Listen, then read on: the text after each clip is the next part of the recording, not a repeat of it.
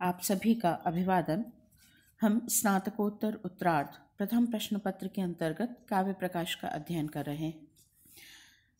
काव्य प्रकाश के चतुर्थ उल्लास का अध्ययन चल रहा है, जहां आचार्य मम्मट ने ध्वनि के अभिधा मूला ध्वनि के दो भेद बताए हैं। एक विवक्षित एक अविवक्षित वाच्य ध्वनि और एक विवक्षित अन्य पर वाच्य ध्वनि काव्य। इस विवक्षित अन्य पर वाच्य ध्वनि काव्य के पुनः दो भेद किए, एक असंलक्ष्य व्यंग्य क्रम ध्वनि और दूसरा संलक्ष्य व्यंग्य क्रम ध्वनि। तो पहले असंलक्ष्य व्यंग्य क्रम ध्वनि का उल्लेख करते हुए आचार्य मम्मट ने वहाँ पर रस, रसाभास, भाव, भावाभास, भावोदय, भाव संधि, भाव शबलता, भाव शांति आदि 8 जो प्रकार हैं वो कथित किए हैं, अर्थात ये सभी असंलक्ष्य व्यंग्य क्रम ध्वनि के अंतर्गत समाहित होते हैं। वहाँ रस का उल्लेख आया, तो अब आचार्य मम्मट रस के स्वरूप को कहते हैं। ये मैंने आपको पिछले व्याख्यान में भी कहा था कि आचार्य मम्मट को ध्वनिवादी आचार्य भी कहा जाता है और रसवादी आचार्य भी। और आचार्य मम्मट संपूर्ण काव्य लक्षण शास्त्र की परंपरा में एक ऐसा आचार्य रहे हैं जिन्होंने अपने से पूर्व प्रचलित सभी मत मतांतरों को एक तरह से समाहित समन्वित करते हुए एक ऐसे सुदृढ़ तथ्य को स्थापित किया जिसका आगे भी संपूर्ण परंपरा में और कोई काट नहीं थी, या जिसे हम कहें कि उन्होंने तमाम मत मतांतरों को पृथक पृथक न रखते हुए उनका इस तरह से समन्वय किया कि एक समाहित विचार काव्य लक्षण की परंपरा में प्राप्त हुआ, जिसके अंतर्गत जो सर्वोत्तम काव्य कहा गया, या जिसे हम कहें जो सहृदय सामाजिक के लिए परम आह्लादक काव्य था, वह हुआ जहाँ पर जो रस है उसकी अनुभूति सहृदय सामाजिक को इस रूप में होती है कि उसके अंग प्रत्यंग होते हुए भी वह सहृदय को अनुभूत नहीं होता, और कहीं ना कहीं वहाँ पर जो व्यंजना है, ध्वनि है, वो बहुत प्रभावी होती है। अर्थात ऐसा रसमय काव्य जिसमें रस की अनुभूति ध्वनि के रूप में हो रही है, वह सहृदय सामाजिक के लिए सर्वाधिक आह्लादक कहा गया। तो यहाँ ध्वनि और रस को एक तरह से समाहित कर दिया गया। इसी प्रक्रिया में हम अब रस के स्वरूप को, या हम कहें इस तथ्य के प्रकाश में अब हम रस के स्वरूप को पढ़ेंगे। तथ्य के प्रकाश में मैंने इसलिए कहा क्योंकि ध्वनि असंलक्ष्य व्यंग्य क्रम है, लेकिन इस असंलक्ष्य व्यंग्य क्रम ध्वनि का जो क्या कहें लक्ष्य है वह रस है। तो इसलिए ध्वनि और रस यहाँ पर एक दूसरे के समानांतर हो जाते हैं, अथवा ये कहें कि ध्वनि और रस एक दूसरे में समाहित हो जाते हैं। तो रस का स्वरूप यहाँ आचार्य मम्मट कहते हैं, देखिए, कारणानि अथ कार्याणि सहकारिणी यानि च रत्यादेः स्थायिनो लोके तानि चेन्नाट्यकाव्ययोः विभावा अनुभावास्तत् कथ्यन्ते व्यभिचारिणः व्यक्तः स तैर्विभावाद्यै स्थायी भावो रसः स्मृतः। क्या कहा, देखिए, कारणानि कारण, अथ और कार्याणि कार्य, सहकारिणी सहकारी कार्य, यानी च जो भी हैं, रत्यादेः रति आदि, स्थायिनो स्थायी भाव, लोके लोक में, तानि वे ही, चेत यदि हों, नाट्य काव्ययोः नाट्य और काव्य में, विभावा विभाव, अनुभावः अनुभाव, तत्कथ्यन्ते वे कहलाते हैं, व्यभिचारिणः व्यभिचारी, व्यक्तः व्यक्त हुआ, स वह, तई उन, विभावाद्यई विभाव आदि के द्वारा, स्थायी भावो स्थायी भाव, रसः स्मृतः रस कहा जाता है। पृथक पृथक पद का अर्थ कहा। अब हम इसे अन्वय के साथ देखते हैं। क्या कहते हैं, देखिए, लोके लोक में, दूसरी पंक्ति में है लोके, स्थायिनः रत्यादेः स्थायिनः रति आदि स्थायी भावों के, यानी च जो भी, कारणानि कारण, अथ कार्याणि और कार्य, सहकारिणी तथा सहकारी कारण हैं। चेत यदि तानि उन्हें हम नाट्य काव्ययोः नाट्य और काव्य में प्रयुक्त करें या नाट्य और काव्य में कहें तो विभावा अनुभावा व्यभिचारिणः तत्कथ्यन्ते। तत् वे विभाव, अनुभाव और व्यभिचारी भाव कथ्यन्ते कहलाते हैं, कहे जाते हैं। और तै उन विभावाद्यै विभाव आदि के द्वारा व्यक्तः अभिव्यक्त हुआ स्थायी भावो वह रति आदि स्थायी भाव रसः स्मृतः रस कहलाता है, रस कहा जाता है। एक बार पुनः देखिए, लोके लोक में रत्यादि स्थायी न रति आदि स्थायी भावों के कारणानि जो भी कारण हैं, यानी कारणानि जो भी कारण हैं, कार्याणि कार्य हैं, सहकारिणी और सहकारी कारण हैं।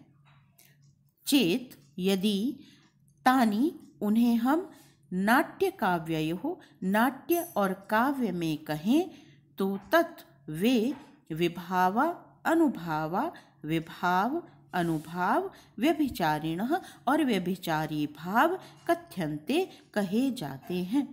और तै उन विभाव आदि के द्वारा तै विभावाद्यै उन विभाव आदि के द्वारा व्यक्तः व्यक्त हुआ व्यक्त किया गया सस्थायी भावो वह रति आदि स्थायी भाव ही रसः स्मृतः रस कहलाता है, रस कहा जाता है। उक्तम ही भरतेन, इसकी वृत्ति भाग में आचार्य मम्मट कहते हैं उक्तम ही भरतेन ही, क्योंकि भरतेन आचार्य भरत के द्वारा उक्तम कहा गया है विभाव अनुभाव व्यभिचारी संयोगाद रस निष्पत्ति। व्यभिचारी में ई की मात्रा लगनी रह गई है, इसे आप संशोधन कर लीजिए कि विभाव अनुभाव और व्यभिचारी भाव के संयोगाद संयोग से रस की निष्पत्ति होती है।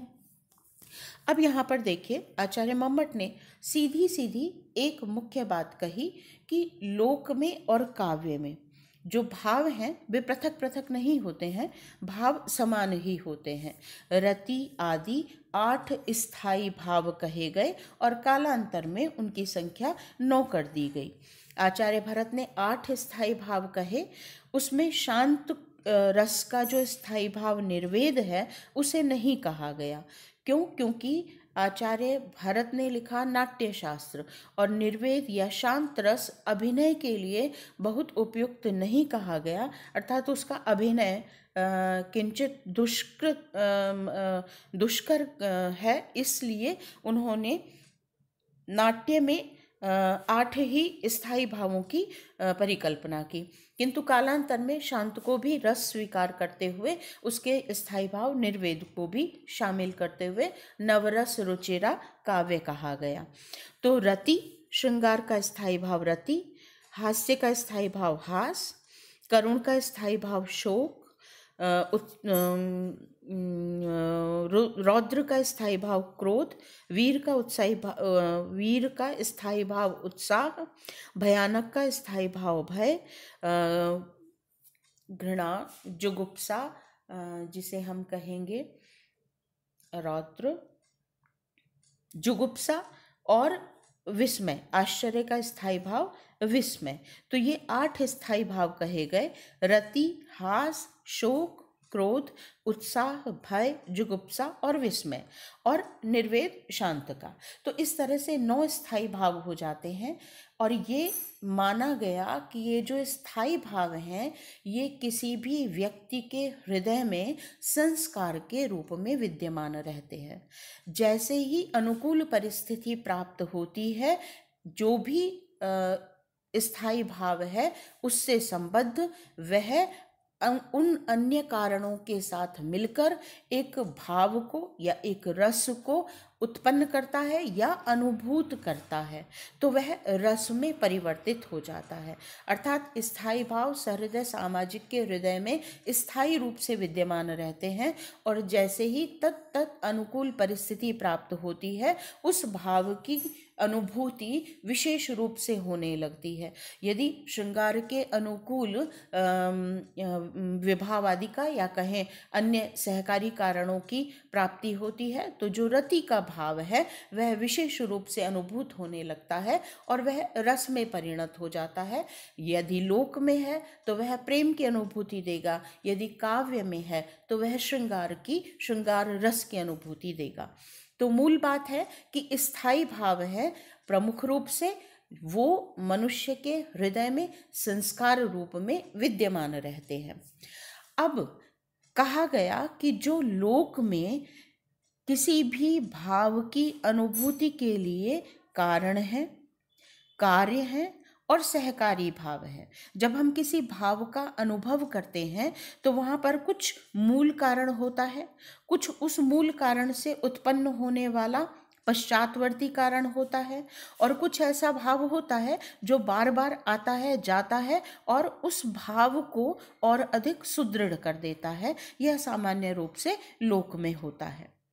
यदि हम इसी परिस्थिति को नाट्य और काव्य में अनुभव करें या नाट्य और काव्य में रखें तो जो कारण है उसका नाम हो जाएगा विभाव, जो कार्य है उसका नाम हो जाएगा अनुभाव और जो सहकारी कारण है उसका नाम हो जाएगा व्यभिचारी भाव। ठीक है, विभाव अनुभाव व्यभिचारी भाव पृथकशः कुछ भी नहीं है। ये लोक में जो भी किसी भाव की उत्पत्ति के कारण है, कार्य है और सहकारी भाव हैं, उन्हीं की नाट्यगत परिभाषा या काव्यगत परिभाषा है।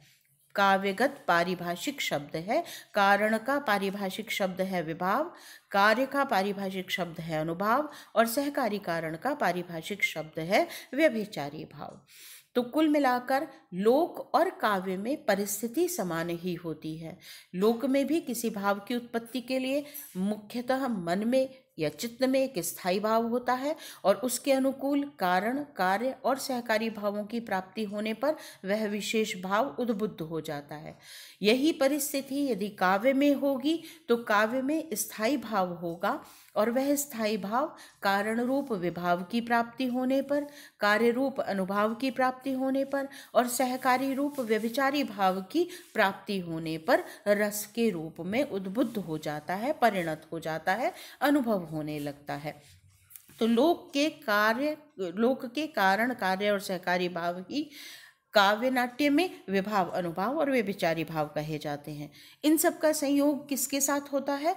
स्थायी भाव के साथ, जो सहृदय सामाजिक के या मनुष्य मात्र के हृदय में संस्कार के रूप में रहता है, स्थायी रूप से रहता है।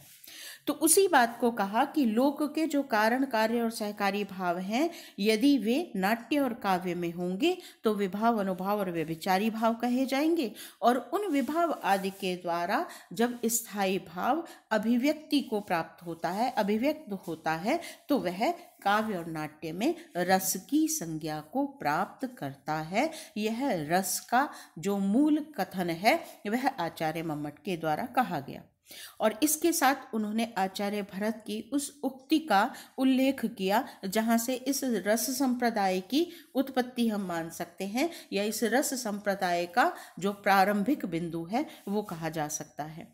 आचार्य भरत ने कहा, विभाव, अनुभाव, व्यभिचारी के संयोग से रस की निष्पत्ति होती है। विभाव, अनुभाव, व्यभिचारी का संयोग किसके साथ होगा यह आचार्य भरत ने नहीं कहा, लेकिन उसके बाद की संपूर्ण परंपरा में यह स्पष्ट हुआ कि स्थायी भाव के साथ जब विभाव, अनुभाव और व्यभिचारी भाव का संयोग होता है तो रस की निष्पत्ति होती है। यह मूल रस सूत्र है जिसका पश्चातवर्ती काल में भट्ट लोल्लट से लेकर संपूर्ण नाट्य शास्त्रीय परंपरा में विस्तार से उल्लेख किया गया और स्पष्टीकरण दिया गया।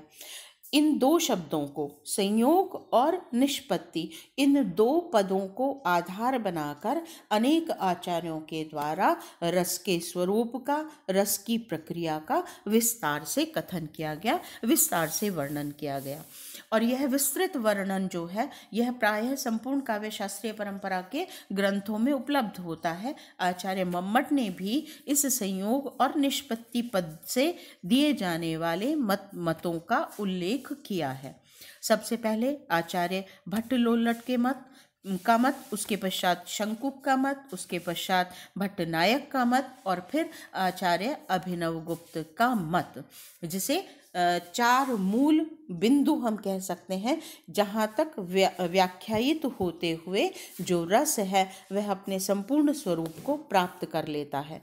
और इन चारों मतों का उल्लेख करते हुए आचार्य मम्मट ने अपने रस सिद्धांत को भरत मुनि के परिप्रेक्ष्य में स्थापित किया है। और यहाँ पर आकर एक तरह से हम कहें तो रस और ध्वनि एक दूसरे के साथ मिल जाते हैं, समाहित हो जाते हैं। तो ठीक है, मूल रस सूत्र हुआ विभाव, अनुभाव और व्यभिचारी के संयोग से रस की निष्पत्ति।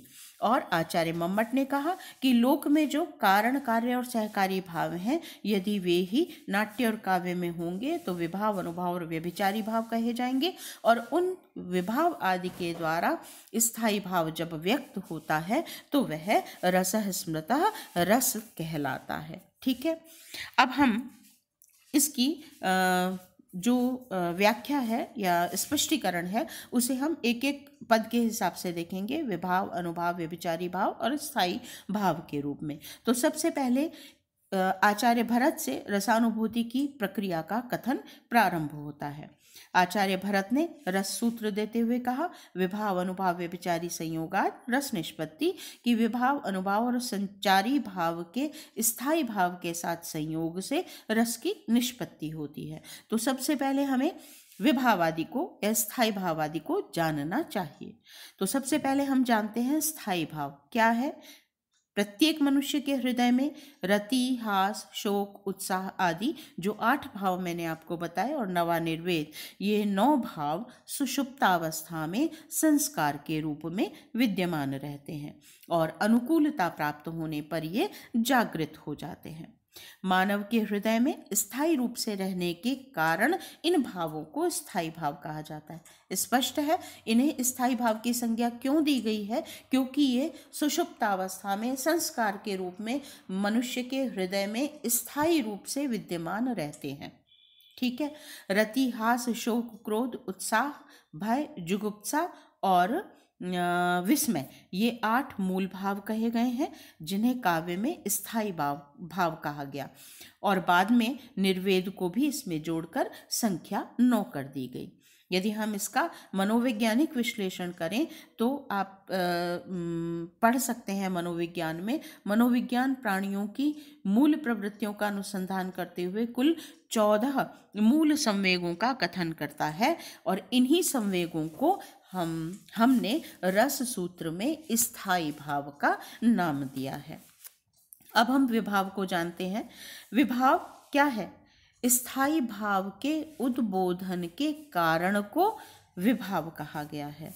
वि उपसर्ग है, इसमें भू धातु है अस्तित्व के संदर्भ में और उससे घय प्रत्यय करते हैं। तो जो रस के या भाव के उद्बोधक का मूल कारण होता है वह विभाव कहलाता है। इस विभाव के 2 भेद हैं या 2 प्रकार हैं, एक आलंबन विभाव और दूसरा उद्दीपन विभाव। आलंबन विभाव हम उसे कहेंगे जिसके ऊपर भाव की उद्बुद्धि का या उद्दीप्त होने का आश्रय जो होता है, जिस पर रस आश्रित होता है। यदि हम श्रृंगार के संदर्भ में कथन करें तो नायक और नायिका उस रस की उत्पत्ति के या उद्दीप्त होने के मूल आलंबन विभाव कहे जाते हैं। क्यों? क्योंकि नायिका नायक को देखकर या नायक नायिका को देखकर उस रति रूप स्थायी भाव के साथ क्या कहते हैं, रस की या भाव की अनुभूति का मूल कारण बनता है। इसलिए नायक नायिका आलंबन विभाव हो गए श्रृंगार रस की उत्पत्ति के लिए। अन्य रसों के लिए, जैसे यदि हम वीर की बात करेंगे तो परस्पर दो योद्धा जो होंगे वे एक दूसरे के आलंबन विभाव होंगे। तो ये होता है जिस पर रस आश्रित होता है वह आलंबन विभाव होता है। दूसरा है उद्दीपन विभाव, जो उस आलंबन के आश्रय के प्राप्त होने पर उस भाव को और अधिक उद्दीप्त करता है। उद्दीप्त करने का मतलब हो गया जलाना, उत्तेजित करना। तो यदि हम श्रृंगार की बात करें तो एकांत स्थान, उद्यान, चांदनी, ये जो भाव हैं ये रस को और अधिक उद्दीप्त करेंगे। तो ये उद्दीपन विभाव हो गए। आलंबन विभाव नायक नायिका हो गया, और उपवन हो गया, चांदनी रात हो गई, एकांत स्थल हो गया, ये जो है ये उद्दीपन विभाव कहलाएंगे। यदि हम वीर की बात करें तो परस्पर दो योद्धा आलंबन विभाव हो गए, और तलवार हुई या युद्ध स्थल हुआ या किसी प्रियजन की मृत्यु हुई, तो ये जो भाव हो गए ये उद्दीपन विभाव हो गए। तो ये उद्दीप्त करते हैं भाव को, जो किसी भी भाव को उद्दीप्त करे। श्रृंगार हेतु चांदनी, उद्यान, एकांत आदि। कालांतर में इस उद्दीपन विभाव के भी दो भाग कर दिए गए। एक तटस्थ उद्दीपन, जिसका उल्लेख हमने अभी अभी किया, चांदनी, उद्यान, एकांत, ये तटस्थ उद्दीपन कहलाते हैं। और एक होता है अंतरंग उद्दीपन, जैसे कोई भी वेश आदि जो होता है, नायिका का बहुत सुंदर रूप, सुंदर वेश, आभूषण, ये अंतरंग उद्दीपन कहलाएंगे। तो माल्य आदि या वेशभूषा आदि ये। लेकिन ये अवान्तर विभाजन है जो बाद में किया गया। मूल विभाजन आलंबन विभाव और उद्दीपन विभाव के रूप में ही कहा गया। अनुभाव को जाने। अनुभाव का तात्पर्य है अनु पश्चात भवन्ति इति अनुभावा, जो पश्चात बाद में होते हैं, अर्थात आलंबन और उद्दीपन विभाव की अनुभूति के पश्चात जो उत्पन्न होते हैं उन्हें हम अनुभाव कहते हैं। बाद में जो अनुभूत होते हैं वे अनुभाव कहलाते हैं। रति आदि भावों के उद्बुद्ध होने के बाद कटाक्ष, भ्रू विक्षेप आदि भाव श्रृंगार को और अधिक उद्दीप्त करते हैं, तो ये अनुभाव कहलाएगा। ठीक है। भुजाओं का फेंकना, फड़कना, कटाक्ष, नायिका का कटाक्ष, भौहों का टेढ़ा करके देखना, हल्की स्मृति, ये जो भाव हैं ये अनुभाव कहलाते हैं। ये सामाजिक की चित्त वृत्ति को और अधिक तन्मय कर देते हैं, तो ये अनुभाव कहलाते हैं। भिन्न भिन्न रसों के भिन्न भिन्न सात्विक, कायिक, वाचिक अनुभाव कहलाते हैं। ठीक है। नाट्य शास्त्र में इनका स्वरूप कहा गया वागंगाभिनयेन इह यतस्त्वर्थो अनुभाव्यते। और भी परिभाषाएं अन्य आचार्यों के द्वारा कही गई हैं। 8 सात्विक भावों का भी अनुभाव में ही 8 सात्विक भावों को भी अनुभाव ही कहा गया है। स्तंभः, स्वेदो अथ रोमांचः, स्वरभंगो अथ वेपथु, वैवर्ण्यम, अश्रु प्रलय इत्यष्टौ सात्विका स्मृतः। ये साहित्य दर्पण में सात्विक भाव के 8 प्रकार कहे गए हैं।